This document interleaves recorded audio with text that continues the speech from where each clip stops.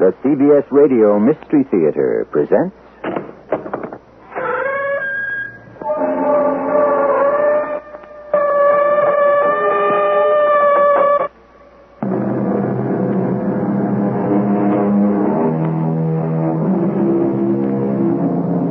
Come in. Welcome. I'm E.G. Marshall. The shot of accident. The dart of chance. How well we know them, from legend and from life. Who aims the shot? Who throws the dart? Who rolls the dice? Who spins the wheel? Who hurls the bolt? Someone? Anyone? No one? What happened? You almost drowned, Tony? This gentleman saved your life. How did you happen to be here? Do you come to this beach often? Actually, I never go to the beach. Oh, what made you come here today? I don't know. It's just that something seemed to say, go to Plum Beach today.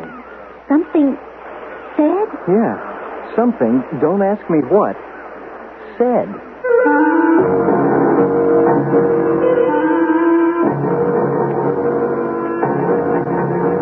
Our mystery drama, The Instrument, was written especially for the Mystery Theater by Sam Dan and stars Ralph Bell. It is sponsored in part by True Value Hardware Stores and Buick Motor Division.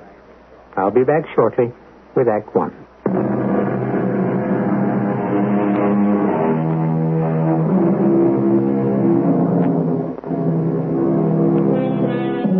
His name is Anthony Warlock, and he has long ago stopped trying to convince people that it's his real name, the name he was born with.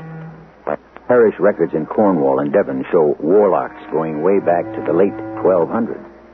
The problem is that the name is too fortuitous because Anthony Warlock happens to be a writer who specializes in mysteries, mostly of a supernatural or occult nature. For 20 years now, Anthony Warlock has been writing his cryptic novels and short stories filled with mysticism and symbolism. But it has suddenly occurred to him that the most mysterious of all worlds is not one that he may conjure in his imagination, but this one, the world he lives in. Tony? Just this last sentence, Ruthie. Yes. Listen, Ruth. Mm-hmm. And now he gazed upon the face of death, the dark face of death. It was a face of compassion and kindness. Suddenly he understood that death was not the villain, but the hero of the drama. Death, the healer of sorrows. Death had come not to take, but to give rest and joy and peace everlasting. How'd you like that? It's all right. All right. Well, I can buy death bringing rest and peace everlasting. But joy? Well, I needed that speech rhythm. Da, da, da, da, da, da, da, da, da, da, da. Well, find another da-da. Yeah. What time is it? 1 minute to 8, exactly. And you better be out of that door in 5 seconds. I'm all ready. I'm wearing my sneakers, my sweatshirt. Here I go. I'll start at 8 on the head, as usual. Going to try to beat your record? No. I'll do my usual mile in 4 minutes, 32 seconds. How many men of 42 can even run a mile? All right, move. I'll be at Fielding's 4.5 minutes from now on the dot. Do you want anything? Oh, just the morning paper. All right. Oh, that has to be for you, Tony. Oh, damn it. Nobody I know is up this early in the morning. Now, go for your run. Whoever it is can call back No. later. It has to be Harrison. I better talk to him. Hello. Yes, I thought it was you, Dick. Well, they give me an advance on it. Oh? Well, it's not all that much money, but if they'll spend something on promotion... I have an agent. His name is Dick Harrison. He was very excited. He said he had a new publisher lined up, and he couldn't wait to talk to me about it. We were on the phone for an hour with a great many details that I'm sure would be of no interest to you. And finally, I was able to hang up. Well, what's up? I'm not sure. What'd he say? Now that I think about it, not very much. But surely he had a reason for calling. It was a typical Dick Harrison reason. Maybe. Perhaps. Perchance. It's possible. On the other hand... But it all adds up to nada. Garnished. Nothing. Oh, I don't know. There's a needle somewhere in that haystack. Poor Dick. He has to keep proving he's really out there fighting for you. Why don't you change agents? No, I don't know. I'm used to Dick. But he never does anything for you. But I'm used to the way he never does anything. Tony. I can't go around breaking in new agents at my time of life. But what has Dick Harrison ever done for you? Hey, how about a cup of coffee, huh? Don't you want to go out and run? Oh, it's after 8. Hey, did you hear a noise back there while I was on the phone? I'm not sure. I'm busy trying to make sense of your conversation. I may have. It sounded like an explosion. An explosion? Yes, I think so. I wonder what it was. Well, it could have been anything. Well, bring in that cup of coffee, and I'll keep going till lunch. If you're not careful, you'll actually finish that book on schedule. Yes, I'm getting into some bad habits in my old age. I placed a fresh sheet of paper in the typewriter. Began to write. Words started to come slowly. The ideas seemed fuzzy and ill-formed.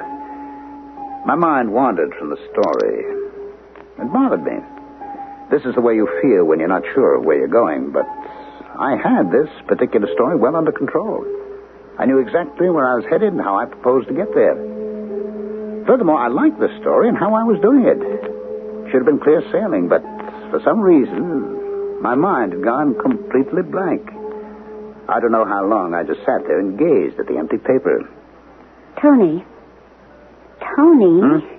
What? Something wrong? Wrong? Mm-hmm. I don't know. Well, I haven't heard that typewriter in over an hour. Well, I guess I must have been daydreaming. Oh, you generally don't run out of steam in the morning. It must be a sign of advancing age. You know something, Tony? You seem to be on an age kick this morning. Oh, is that so? Yes. A review of your conversation. You began by asking how many men of 42 could even run a mile. So? And then when I said something about getting a new agent, you replied you didn't care to break in another one at this time of life. Well, I'll say one thing for you. You really listen. And then you said you were getting into some bad habits in your old age. And just now, you mentioned advancing age. I didn't realize you were keeping score. So, Tony? Oh, I don't know. Maybe I just realized I'm 42. Oh, 42 isn't old. No, but 42 isn't 22. Not by a long shot. Would you like to be 22 all over again? Would you? Well, I never think about things that can't happen. Tony, something wrong. Yes, I suppose something is. Well, what? Everything. Everything. I see. Does that include you and No. me? No. We're all right. It's just... I just don't think I'm going anywhere. Oh, is this going to be the what did I do with my life lament? Do you ever look at yourself in the mirror? Oh, constantly. Don't you ever ask, what am I doing here?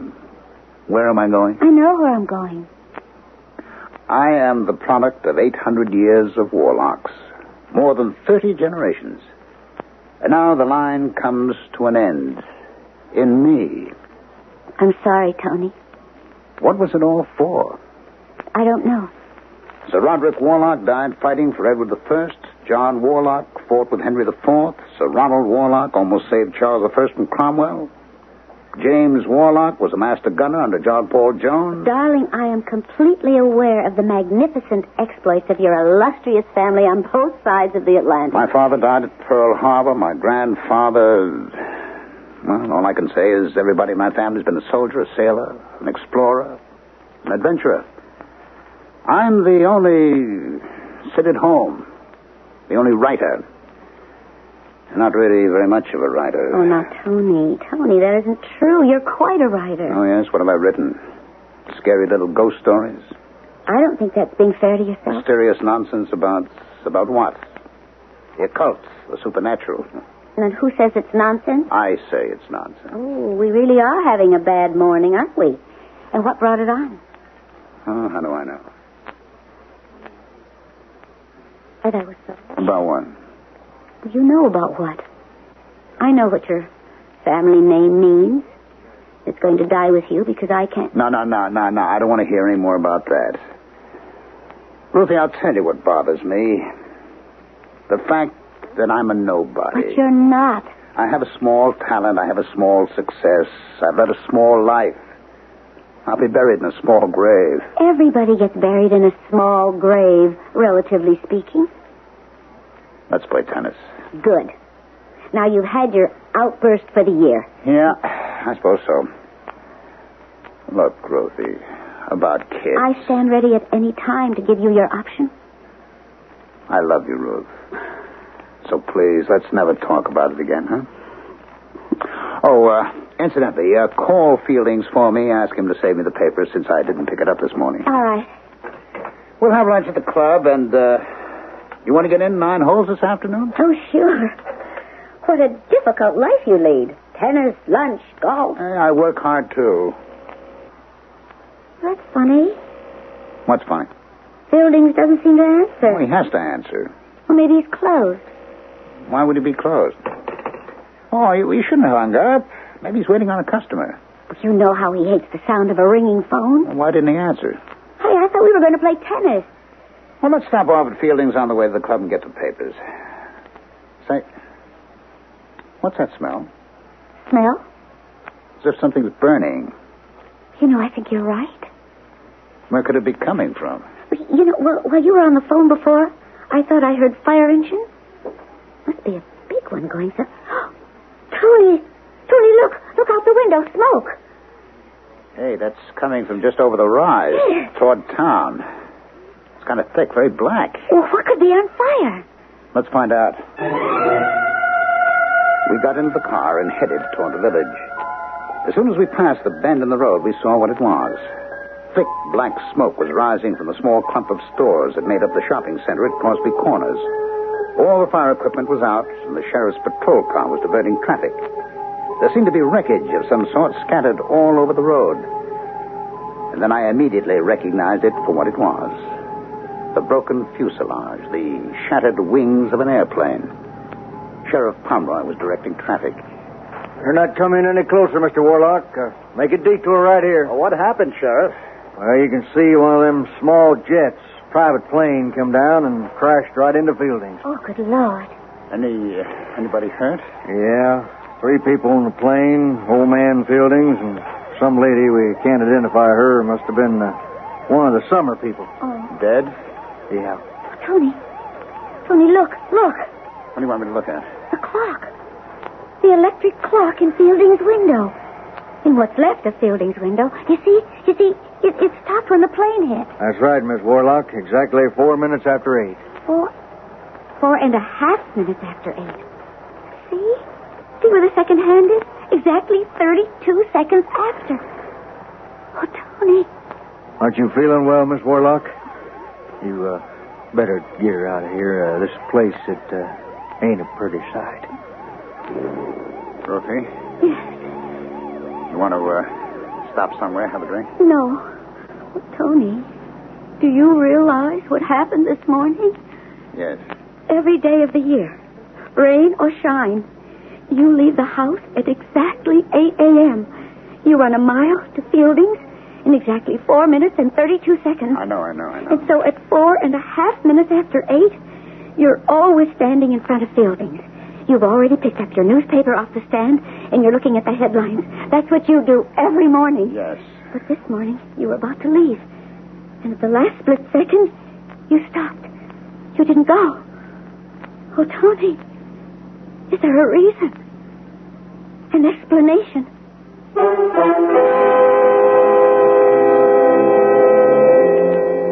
Are you perhaps waiting for me to explain it? Well, at this point, I don't know. And even if I did, I certainly wouldn't tell you this early in the story. So I shall be back in just a few moments with Act 2, at which time we may find the answer, and then again, we may not.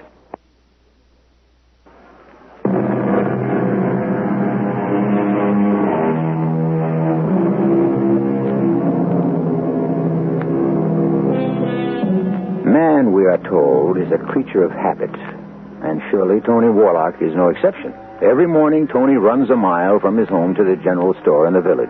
He arrives there promptly at 4.5 minutes after 8. You can set your watch by him. Well, this morning, for the first time in years, Tony was delayed. And at 4.5 minutes after 8, a plane crashed into the store. Had Tony been standing in his usual place at his usual time? But he wasn't. And the question that runs through his mind is... Why? Why wasn't I on this morning of all mornings? Why? Why? It's a miracle, darling. It's a miracle. Of course, it's a miracle. But that doesn't answer the question. Why was I saved? 5 people are dead. The 3 in the plane, Mr. Fieldings, and a woman named Mrs. Jane Gray. Why was I saved? The people in the plane died because their aircraft underwent some malfunction. Mr. Fieldings and Mrs. Gray, they just happened to be there. I should have been there, too. Why wasn't I? Why was I saved? Because Dick Harrison called you at exactly 8 a.m., the split second you were about to leave. Suppose I had listened to you, Ruthie, and fired him and got myself a new agent. He never would have called me. And I would have... Let this be a lesson to you. Never listen to me. Oh, no. I should listen to you. You're always right. And I always do listen to you, except in this one case. Dick Harrison. All these years I've stayed with Dick. It's obvious he hasn't done very much for me. He's probably held me back. And yet, for some reason, I never let him go. Why didn't I fire Dick Harrison? Was it because I couldn't, or was it because I would need him to save my life one day? But how would I know that? I don't know. Why did he call me this morning? Why? Why don't you ask him?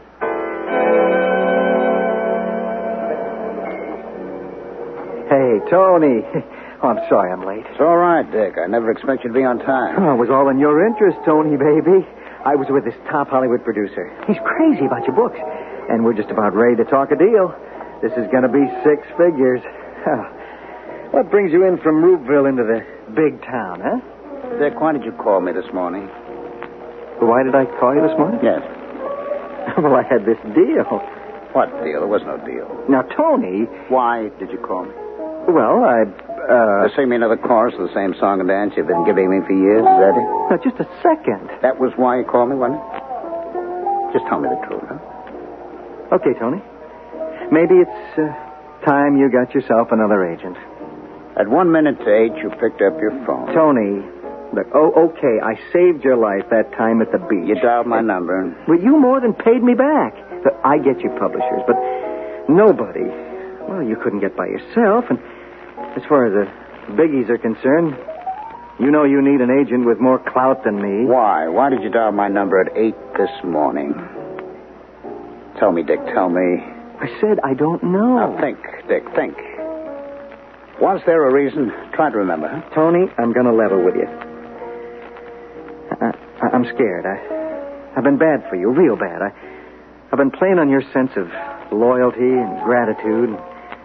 You know what I mean? I don't care about that. The reason, please. I got home last night. Must have been 4 this morning. I was with this dame. I tell you something. I must be getting old. Anyhow, I couldn't sleep. I don't know why. I thought about you. Yes? For hours, I kept tossing and turning and thinking about you. And why? And I know what's going on between you and Ruthie as far as I'm concerned. I've been getting a free ride. I know that. And lots of times, maybe my conscience bothers me. Maybe I've been hinting around you could do better elsewhere, but... But what? Well, lately, things haven't been breaking too well. I mean, the kind of thing I'm supposed to be good at. You know, singers, actors. I'm losing clients there, too. Today, you got to be a big organization. You have to be able to put packages together. Please, Dick, don't get off the subject, huh? So I need you, Tony. I really need you. Dick, just tell me why you called me this morning at 8 o'clock. Oh, I'm getting older, Tony. Get to the point, please. This is the point. Last night, I suddenly realized I'm... You know how old? Guess how old I am. I'm 42. Do you realize that? 42. Me. I'm 42. 42 isn't the end of the world, you know. It is. if you're going no place, if you haven't made it, if you realize all of a sudden you're never going to make it, never. What have I got? I ask myself. I got Tony Warlock. That's all I got. And so I got worried. Something said to me... Yeah? Something said, call him. What was that something? It was just something. It said, call him. Leave him know you're around, that you're in there pitching. And I am, Tony. I am. What was this something? Well, how do I know? Was it a voice? A voice? No, I didn't hear a voice. Then what was it? Well, what does it matter? I have to know, Dick. It's a feeling. Yeah? It's a feeling. It's in your bones. What kind of a feeling? Well, I just knew I'd better go to that phone and dial your number, and... Well, that's all I can tell you. All right. I guess that's good enough, Dick. I guess that's good enough. It was good enough, and I remembered it had also been good enough once before. 15 years before, when he'd also saved my life. We were at the beach, Ruthie and I. Hey, how about coming in? No, I don't think so. The surf looks a little rough. Oh, that's nothing. Well, there's no lifeguard on duty. All we're going to do is take a little swim. No, I don't think we'd better. Well, I'm not. All right, I'll be right back. No, Tony, you really shouldn't. Ruthie, it isn't as if I don't know how to swim. The fact is, I'm a very good swimmer. I ran into the waves and began to move out. The water was cool and refreshing. I could see Ruthie standing at the edge. She looked quite small, waving at me to come back in. I laughed and waved back.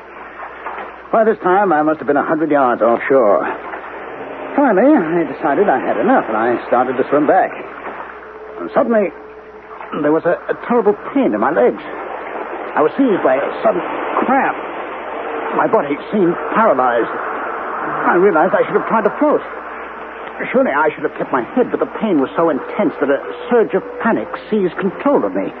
I waved my arms wildly. I shouted for help. I gulped in a mouthful of water. I started to go down. Suddenly... Hold still. Hold still. Just relax. Don't fight me. I'm drowning. I'm drowning. No, you're not. Now, don't fight me. Now, just relax. Let go of me. I've got you. Let go. That's it. Now lie still. I'll pull you in.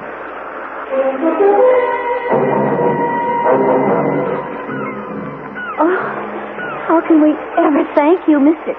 Harrison. Dick Harrison. I'm sorry I had to sock him. I don't think I'll ever want to swallow anything again as long as I live.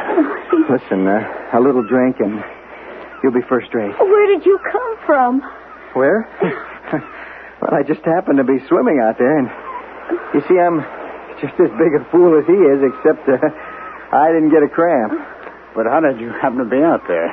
Well, that's a great question. The answer is, I don't know. Do you come to the beach often? No. The truth is, I hardly ever come to the beach. I'd much rather swim in a pool. So, how does it happen you were out there today?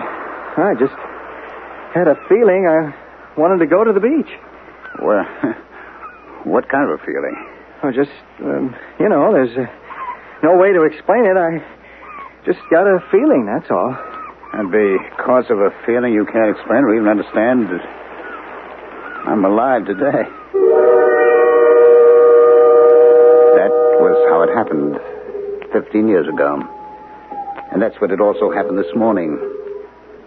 A feeling, a mysterious feeling, had prompted Dick Harrison to do something. As a result, my life was saved. 2 stark and dramatic instances. In each, death was certain. 15 years ago, I would surely have drowned. This morning, I would have been killed beyond doubt in the flaming wreckage of the plane that destroyed the Fielding store. And as I thought about it, there were other instances, small perhaps, but was it all a part of a pattern? What are you thinking about, Tony? The number of times that Dick saved my life. Oh. Well, the first day we met him at the beach. This morning, of course. Oh, there were others. I don't remember others. Twice in 15 years is good enough. Oh, I remember some years ago. I lent him the car. Yes? When he returned it, he said, take it in to be looked at. Well, I don't remember that. Well, he checked the brake fluid. It was practically all gone. I had a leak in the master cylinder. Oh, yes. I could have stepped on the pedal and discovered the hard way that I had no brakes. Of course. Suppose we'd have had to make a sudden stop, or we might have been going down a steep hill. Well, you can write the ending to that little script yourself. But I'll never forget what he said to me that day. I thank you, Dick. It's a lucky thing you found out about the brakes. Yeah, I guess it is. I'll have to become more like you, Dick. Oh, in what way? I'll have to be more careful about a car. Check it out carefully, the way you do. Well, I'm not careful at all. Yes, but you actually went to the trouble of checking the brake fluid. Yeah, and you know something, Tony? I never did a thing like that before. What are you saying? Well, I practically never look under the hood. You don't? No, I just get in and drive. Well, what made you do it this time? I don't know. I just got a feeling. I just got a feeling I'd better look under the hood. That's all I can tell you. I just got a feeling.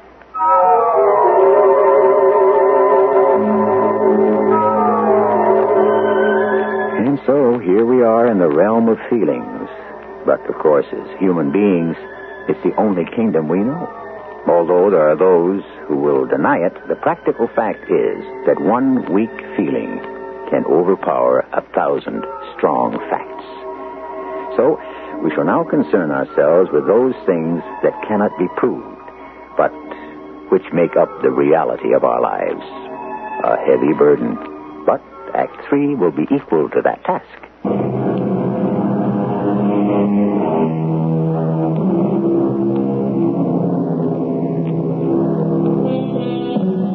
I cannot believe, said Albert Einstein, that God chooses to play dice with the universe.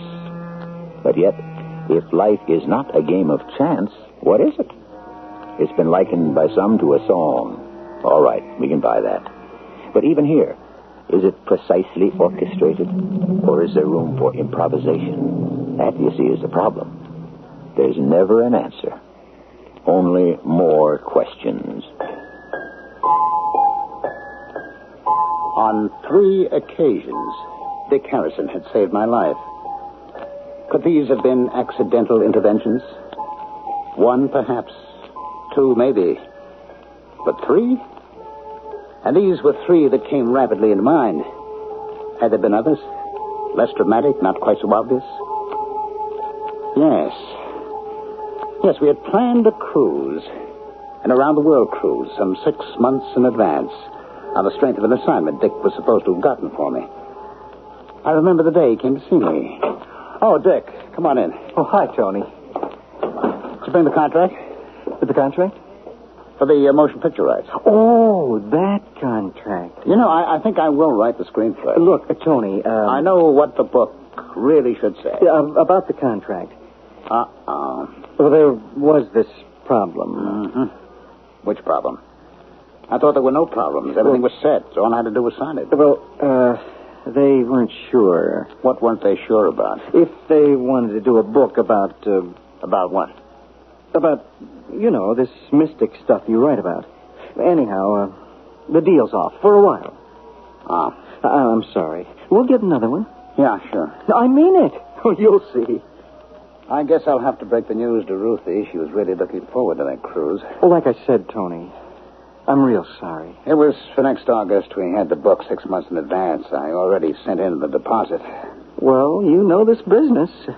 Who was it that said, there's many a slip between the cup and the lip?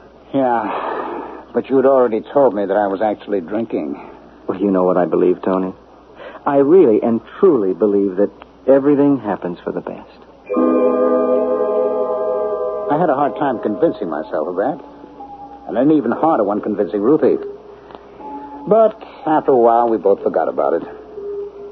It must have been some 6 months later. Ruthie called my attention to a story in the paper. Look at this, Tony. Fire on cruise ship, the SS Paradise Island, en route to... Why is that name familiar? Oh, I know. We were supposed to be on that boat. The SS Paradise Island, that's right. Anyone hurt? No. Oh, yes. One person. He died. He was in his cabin. Well, that's all. The only casualty. Died of smoke inhalation. Fire was in a ventilator. Well, just think. We would have been on that cruise. Well, the boat got back to normal quickly enough, according to the paper. Another one of Dick Harrison's great triumphs. Why do you stay with him?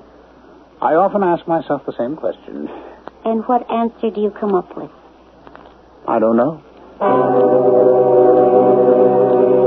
That was, 10 years ago? At least. And I'd forgotten all about it. But now I had to find out. We had booked passage on that cruise ship, and because of Dick's failure, carelessness, whatever. But because of Dick, we had canceled the trip. And then there had been a fire on the ship. One man had died in his cabin. Just one man. There had been just this one casualty. But one could be enough. If you're the one. I had to be sure. What are you looking for? Oh, these check stubs and receipts. My goodness, Tony, don't we ever throw anything away? Well, why should we? Why? Because you get all cluttered up with paper. Would you throw away a drawer full of old snapshots? Of course not. Oh, said so? Why not? Because they tell the story of your life. So do these old pieces of paper. But what are you looking for? Yes. Received from Mr. Anthony Warlock the sum of $100 as a deposit for cabin B37. SS Paradise Island World Cruise leaving New York August 23rd, 19... Oh, I remember. But why didn't we go? I forget. Ruthie, I have to go to New York tomorrow. Oh, but it's so hot. Well, I have to go to the library. The library? It's the only place I can think of to get some special material. I couldn't tell her the real reason I was going in. I'd seen in the paper that the SS Paradise Island was in port, getting ready to sail on another cruise. I had to find out about a certain cabin. I just had to. And after I got off the train, I went right to the west side where the Paradise Island was docked. How was I going to find the answer to my question? Anyway, I joined the happy, noisy crowd and walked aboard. I was looking for a crew member, not an officer, but an older person who liked to talk. Well, she found me. An elderly, chubby, good-natured stewardess. Trying to find your cabin, sir. Yes, I'm trying to find my friend's cabin. I've been invited to a bon voyage party. Oh, there's no end of them. What's your friend's cabin number? Well, no, I don't remember. Tell me his name. I can look it up on the passenger list. Well, it's not my friend's cabin exactly. It's his friend's. And he invited me to his friend's party, and I don't know his friend's name. But I suppose you'll just have to search the ship. Hope you find him before we sail. This is a beautiful ship, isn't it? Oh, my, yes. I've been with her since she was commissioned 12 years ago. Haven't missed a single trip. I was on board here, to say farewell to a friend about, must have been 10 years ago. Were you? Yes, I remember, because that was the trip she caught fire. No, she did not. There was a lot of smoke and all, but it was a ventilator problem. But one of the passengers died, didn't he? Yeah. Poor man. I knew him. I was assigned to his cabin. I never had a chance. I'm sorry to hear about that. It's my only unhappy memory in all my years at sea. I suppose you remember it well, huh? Oh, yes. It was 2:00 in the morning. The alarm was sounded. I was able to get all my passengers on deck, but I was too late for Mr. Grayson. Poor Mr. Grayson. In cabin 37. Right here. B deck. Cabin B, 37. Funny thing, the only reason he got that cabin was because someone else had canceled. I didn't say another word. I couldn't. I walked off the boat. I wandered into a bar.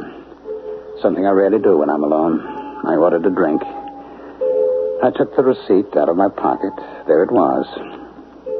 I had reserved cabin B37 for that particular cruise. Had I gone on it, I would have been dead. Once again, Dick Harrison had intervened. But why? Why was all this happening? Why was I being saved? For what reason? Was it because there was something I was supposed to do, something I must accomplish before I died? But what?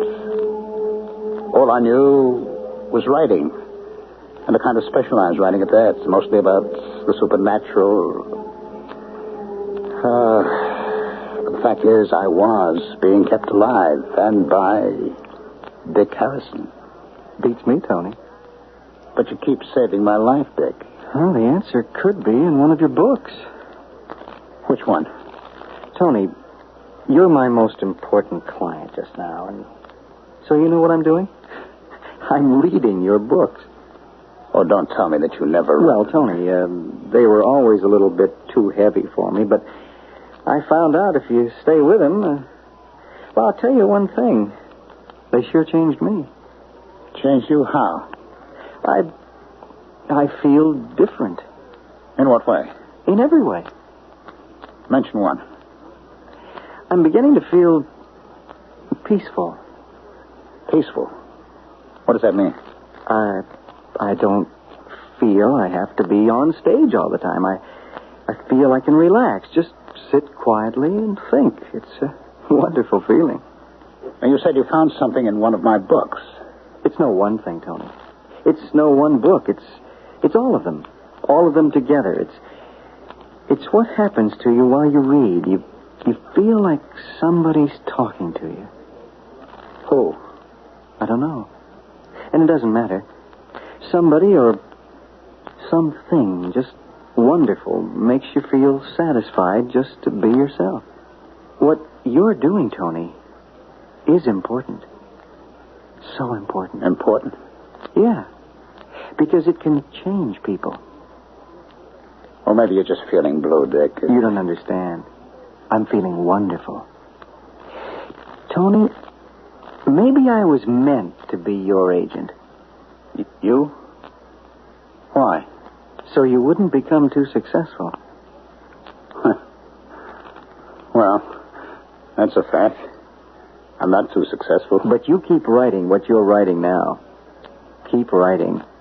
Believe me, Tony, this world needs it. Was that why I was being saved? Is it possible that I was actually creating a new philosophy? Was I being saved because my work was not yet done?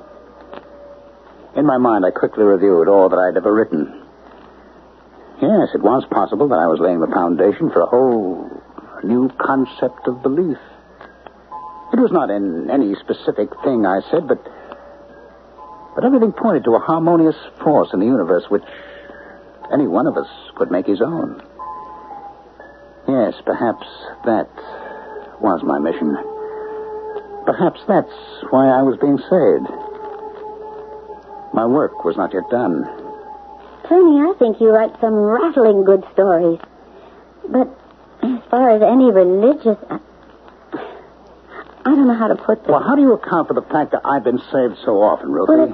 Well, it could be coincidence. I don't think so. What do you think? I don't know. Why don't we just wait and see what happens? Was it coincidence?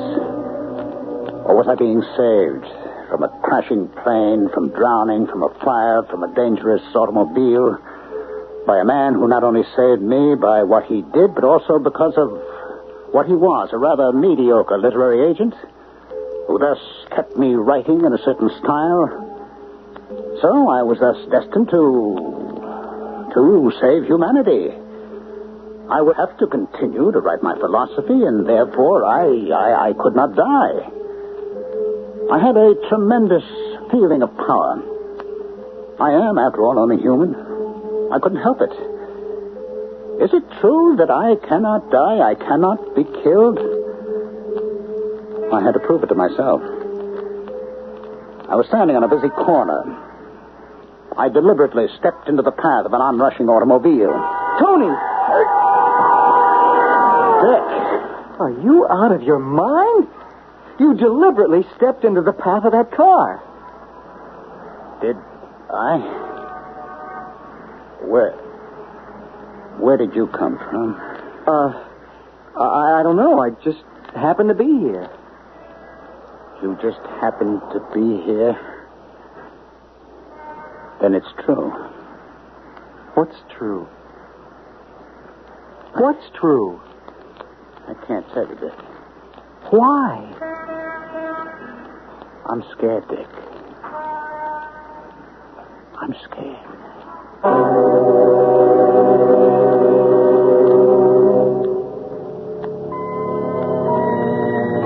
The end of the story? We don't know. That is, we don't know yet. This is, after all, a contemporary story, and perhaps we'll find out in 5 or 10 or 20 years. Why not? This kind of thing has been happening all through history. Every now and then, someone comes along, usually out of nowhere, and changes the thinking and or the beliefs of the world. I may have something to spur your thinking in just a few minutes.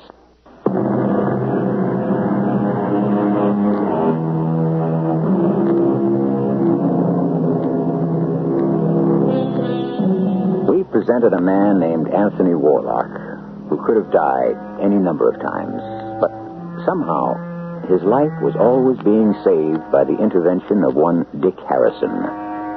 Anthony Warlock believes it's because he, Anthony, has something of great importance to bestow upon the world. However, could it be the other way around? Does Dick keep saving Anthony because one day Dick will have something vital to give to the world, and Anthony is the one who must financially support Dick until Dick is ready? Which one is the instrument, and which one is the player? Our cast included Ralph Bell, Bob Caliban, and E.V. Juster. The entire production was under the direction of Hyman Brown. This is E.G. Marshall inviting you to return to our Mystery Theater for another adventure in the macabre. Until next time, pleasant dreams.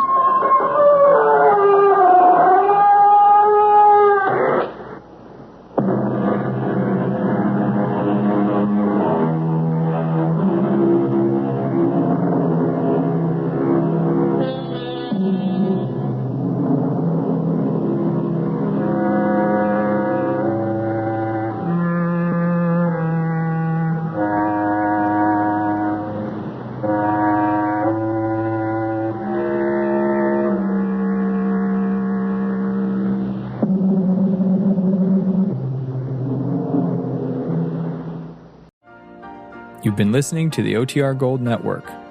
Find more classic radio at otrgold.com.